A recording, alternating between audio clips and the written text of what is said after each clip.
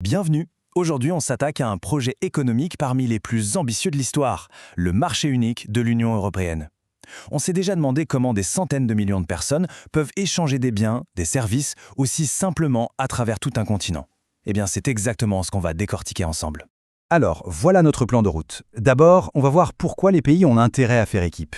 Ensuite, on va grimper ce qu'on peut appeler l'échelle de l'intégration pour comprendre les différents niveaux de partenariat. Et enfin, on plongera au cœur du réacteur, le marché unique de l'UE, avec son fonctionnement et bien sûr ses règles du jeu. Allez, on commence par le tout début, la question fondamentale. Pourquoi des pays, avec chacun leur histoire, leur culture, leur économie, décideraient un jour de s'unir d'une manière aussi forte? En fait, la réponse, c'est surtout une question de bon sens économique. Il faut imaginer que chaque frontière, c'est comme un mur. Un mur avec ses propres taxes, ses propres règles, sa propre paperasse.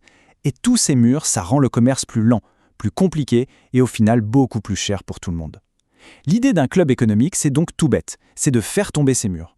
Mais attention, faire tomber les murs, ça peut se faire de plein de manières différentes. Tous les partenariats ne se valent pas. On peut voir ça comme une sorte d'échelle où chaque barreau représente un engagement un peu plus fort, un pas de plus vers une union vraiment soudée. Et là, voici cette fameuse échelle de l'intégration. Tout en bas, on a les formes de coopération les plus simples. Et plus on monte, plus les liens économiques entre les pays deviennent étroits et complexes. Regardons ça de plus près. Le premier barreau, c'est la zone de libre-échange. L'idée est simple, on supprime les taxes douanières entre les pays membres, c'est tout. L'échelon du dessus, l'union douanière, ça va plus loin. En plus de supprimer les taxes en interne, on se met d'accord sur une politique commune vis-à-vis du reste du monde. Et enfin, tout en haut de l'échelle, on a l'union économique.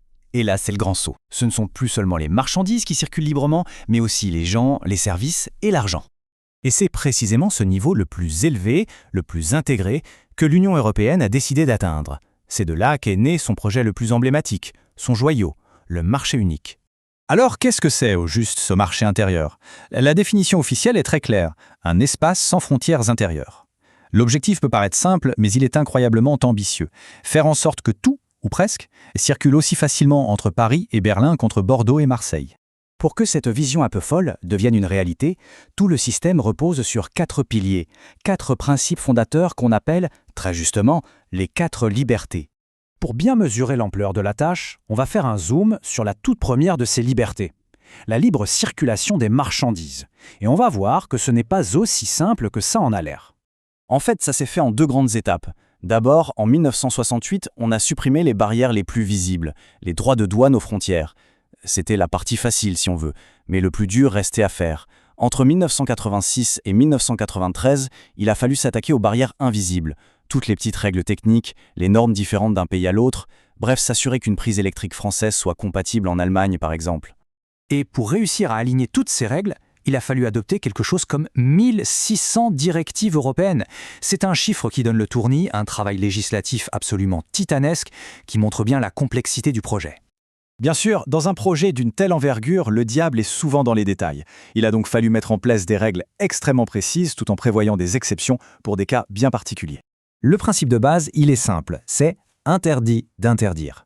Concrètement, ça veut dire plus aucune taxe sur les produits qui passent d'un pays membre à un autre.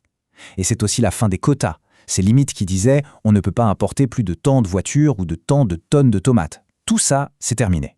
Mais attention, liberté ne veut pas dire anarchie. Il y a évidemment des limites, des exceptions de bon sens.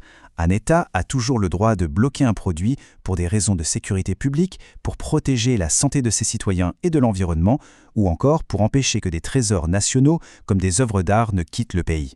Et là, il faut bien réaliser que tout ce qu'on vient de voir, ce travail de géant, ça ne concerne qu'une seule des 4 libertés. Une seule. Alors on peut imaginer la montagne de travail et la complexité qu'il a fallu pour garantir aussi la libre circulation des services, des personnes et de l'argent. C'est ça le marché unique, une machine d'une complexité incroyable, mais qui, au final, façonne notre économie au quotidien. De quoi réfléchir, non ?